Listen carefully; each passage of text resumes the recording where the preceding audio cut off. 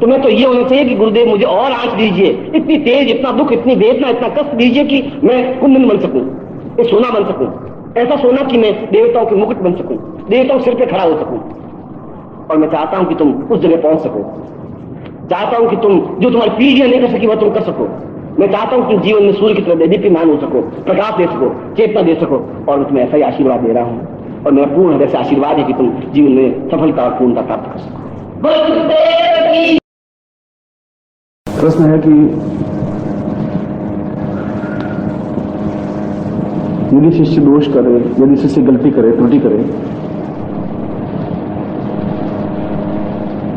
या गुरु की आज्ञा का पूरी तरह से पालन नहीं हो, तो गुरु को क्या दोष होता है, शिष्य को क्या दोष लगता है और उसका परिमार्जन कैसे है?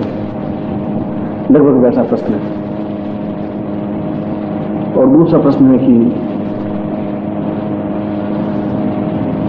द्वैत और अद्वैत की स्थिति में कौन सी स्थिति ज्यादा श्रेयस्कर है और कैसे?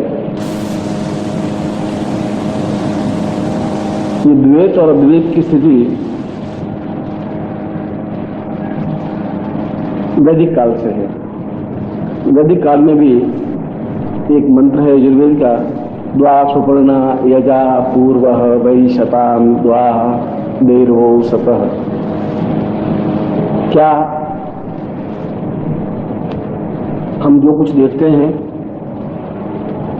वह बिल्कुल एक अलग है, और जो कुछ हम हैं वह बिल्कुल अलग है? और अगर दोनों अलग अलग हैं तो ये अद्वैत है, द्वैत है। और यदि दोनों अलग अलग नहीं हैं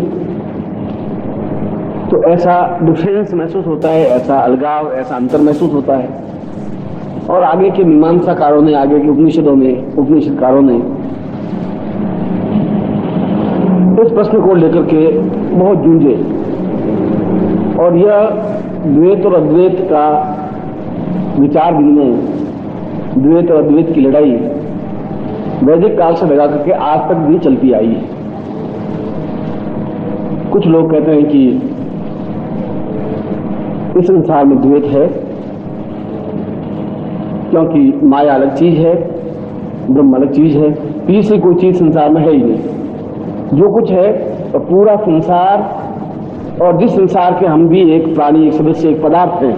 हम अपने आप में कोई नवीन वस्तु नहीं है। जैसे पत्थर एक पदार्थ है, जैसे रुई एक पदार्थ है, जैसे हवा एक पदार्थ है, उसी प्रकार से हम भी एक पदार्थ है। और वैज्ञानिक भाषा में एक पदार्थ में भार होना चाहिए। पदार्थ उसको कहते हैं जो जगह घेरता हो, पदार्थ उसको कहते हैं जिसमें घनत्व होता हो। और मनुष्य में घनत्व भी है, मनुष्य जगह घेरता है और मनुष्य में भार है, इसलिए मनुष्य भी पदार्थ की श्रेणी में ही आता है। और दूसरी ये माया।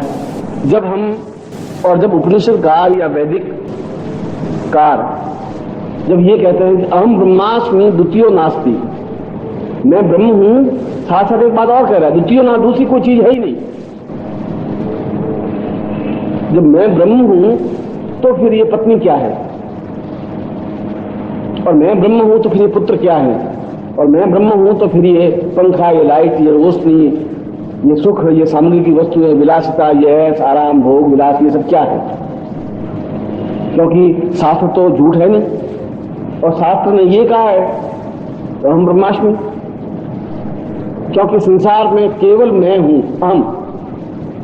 और अहम शब्द बना है पूरे संस्कृत की वर्णमाला का सार गर्भित स्वरूप, क्योंकि वर्णमाला का प्रथम अक्षर अ से शुरू होता है, अंतिम अक्षर ह है। अ आ ई से शुरू करते हैं, कगड़ च और यर ल व स स हम अ से लगा करके ह तक जितने वर्ण हैं, और उस बीच में जितने नाम आ जाते हैं, पशु, पक्षी, कीट, पतंग, आदमी, वह सब कुछ मैं हूं।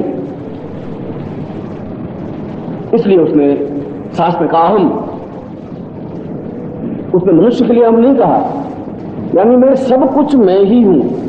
और श्री कृष्ण ने भी गीता में वही बात कही, जो अहम ब्रह्मास्मि में शब्द आया, उसी अहम की व्याख्या गीता में हुई। और गीता का 10वें अध्याय में पढ़े, 10वें अध्याय में कृष्ण अर्जुन को कह रहे हैं कि मैं वृक्षों में पीपल का पेड़ हूं, ऐसा बोलते हैं। ऐसा नहीं कि मैं कृष्ण हूं, वो कह रहे हैं कि मैं नदियों में गंगा नदी हूं, मैं पहाड़ों में हिमालय हूं, मैं धातुओं में स्वर्ण हूं। इसका मतलब, उसका कहने का मतलब है कि अहम ब्रह्मास्मि, मैं ब्रह्म हूं। और ये अगर तुम मुझे पत्ता समझ सकते हो, मुझे पेड़ समझ सकते हो, मुझे नदी समझ सकते हो, मुझे धातु समझ सकते हो, कुछ भी समझ सकते हो, ये जो कुछ है वह मैं स्वयं हूं। ये तो उन लोगों की विचारधाराएं हैं जो अद्वैत मानते हैं। ये अद्वैत मानने वाले लोगों की चिंतन है, एक विचार है, एक धारणा है। और उस विचार को भी हम बिल्कुल नेग्लेक्ट नहीं कर सकते, मना नहीं कर सकते अद्वैत, क्योंकि वह स्वयं कह रहे हैं कि मेरे अलावा संसार में जो कुछ है वह है ही नहीं। द्वैत को मानने वाले भी विचारक हैं और वे कहते हैं कि अहम, मैं तो हूं, इसको हम मना नहीं कर रहे हैं, मगर मेरे अलावा भी दूसरी चीजें हैं जो मेरे ऊपर प्रभाव डालती हैं। जो मेरे ऊपर अगर प्रभाव डाल सकती है तो फिर दूसरी कोई चीज जरूर है।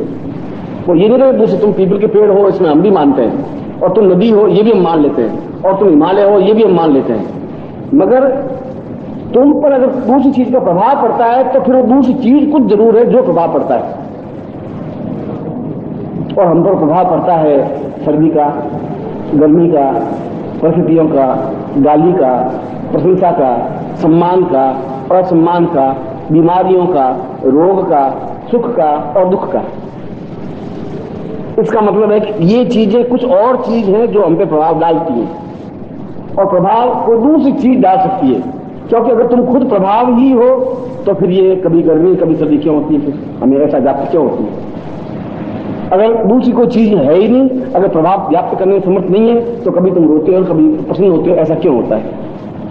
इसलिए वो कह रहे हैं कि नहीं, एक ही चीज तत्व नहीं है, द्वैत है, दो चीजें अलग अलग है। एक चीज ब्रह्म है और दूसरी वे सारी चीजें हैं जो उस ब्रह्म पे प्रभाव डालती हैं, जिनको माया कहा गया है। इसलिए इन दोनों की अलग अलग विद्वानों ने अलग अलग ढंग से व्याख्या की है। और कोई भी शास्त्र, कोई भी चिंतन तभी आगे बढ़ता है जब कहीं विरोध होता है। अगर विरोध नहीं हो तो शास्त्र आगे नहीं बढ़ सकता, क्योंकि मैं एक ही लाइन की व्याख्या दूसरे ढंग से करूंगा, एक आदमी दूसरे ढंग से करेगा। कानून, जो भारतीय कानून बनाए गए उसकी एक पुस्तक प्रकाशित है और दोनों वकील उस पुस्तक में एक लाइन के दो अलग अलग अर्थ निकालते हैं। वो कहते हैं नहीं इस कानून का ये अर्थ है, दूसरा वकील कहता है नहीं ये अर्थ है। लाइन एक ही लिखी हुई है, दोनों के लिए कानून की पुस्तकें अलग अलग नहीं है, दोनों ने उसकी अर्थ अलग अलग निकाले हैं। ठीक उसी प्रकार से ये द्वैत और अद्वैत की मूल वस्तु स्थिति आत्म है, प्राणस चेतना है।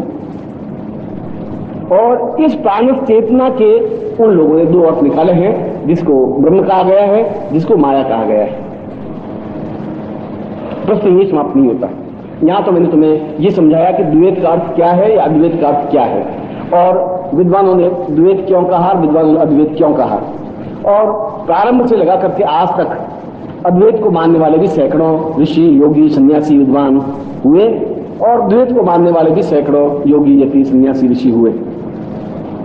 अब प्रश्न यह उठता है कि क्या गुरु और शिष्य अद्वैत है या द्वैत है? यह प्रश्न जरूरी है, और इसका उत्तर शंकराचार्य ने अत्यंत ही प्रामाणिक ढंग से दिया है। और मैं शंकर का या शंकराचार्य का उदाहरण इसलिए देता हूं कि वे साक्षात शिव के स्वरूपमय हैं, और शिव अपने आप में पूर्णतः देव है, जिनको कि देवता ही नहीं महादेव कहा गया है। और उन्होंने जो कुछ व्याख्याएं की, जो कुछ चिंतन किया, जो कुछ तर्क दिया, जो कुछ बात कही, वो अपने आप में अत्यंत सारगर्भित और महत्वपूर्ण है। और जहां गुरु और शिष्य का प्रसंग आया, वहां पर उन्होंने, शंकराचार्य ने स्पष्ट रूप से कहा, पूर्वम सतई पूर्णमदेव रूपम गुरुवै बताम पूर्णमदेव शिष्य। शिष्य गुरु से अलग है। शिष्य गुरु नहीं है और गुरु शिष्य नहीं है, वह दोनों एक अलग अलग है। इसलिए अलग अलग है कि जीवन में अद्वैत है ही नहीं। अद्वैत केवल अपने आप को छलावा देना है, और सही अर्थों में देखा जाए तो अद्वैत के मीमांसाकारों ने आखिर हार माननी स्वीकार की, और द्वैत के सिद्धांत को मानने वालों ने अपने सिद्धांत को ज्यादा ढंग से प्रतिपादित किया। यानी जिन्होंने ये कहा कि माया और ब्रह्म अलग अलग हैं, इस बात को अधिकतर विद्वानों ने स्वीकार किया, और परसेंटेज के हिसाब से कहें तो ये परसेंटेज 90% और 10% है। 10% कहा कि अलग अलग नहीं है, और 90% शास्त्रकारों ने वेदों से लगाकर आज तक इस बात को कहा कि माया अलग है, ब्रह्म अलग है, और माया व्याप्त होती है ब्रह्म पर भी, क्योंकि ब्रह्म किसी शरीर में स्थित है। ब्रह्म अलग खड़ा नहीं हो सकता। वह ब्रह्म जब शरीर में स्थित है तो वह शरीर उस माया से व्याप्त होता है। जब मैं सुख अनुभव करता हूं तो ब्रह्म अनुभव नहीं कर रहा है, मैं अनुभव कर रहा हूं। मैं जो कि मेरा शरीर है, मैं गर्मी महसूस कर रहा हूं, मैं सर्दी महसूस कर रहा हूं, मैं प्रसन्न हो रहा हूं, मैं उदास हो रहा हूं, क्योंकि ब्रह्म तो निर्विकार है, निर्लिप्त है, निर्विचार है, उसके ऊपर न किसी प्रकार का प्रभाव पड़ता है, वह एक अलग चीज है।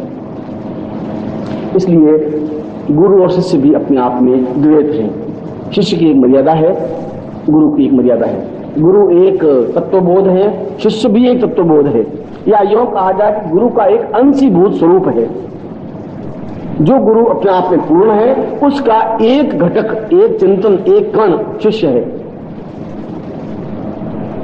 मगर शिष्य अपनी क्रियाओं के माध्यम से, अपने चिंतन के माध्यम से, अपने विचारों के माध्यम से गुरु की ओर बराबर बढ़ता हुआ उसमें पूर्णतः लीन हो सकता है, और लीन होकर के अद्वैत बन सकता है। क्योंकि शिष्य की अपनी एक स्थिति है, क्योंकि जीवन का जो आनंद शिष्य में है वह गुरु में नहीं है।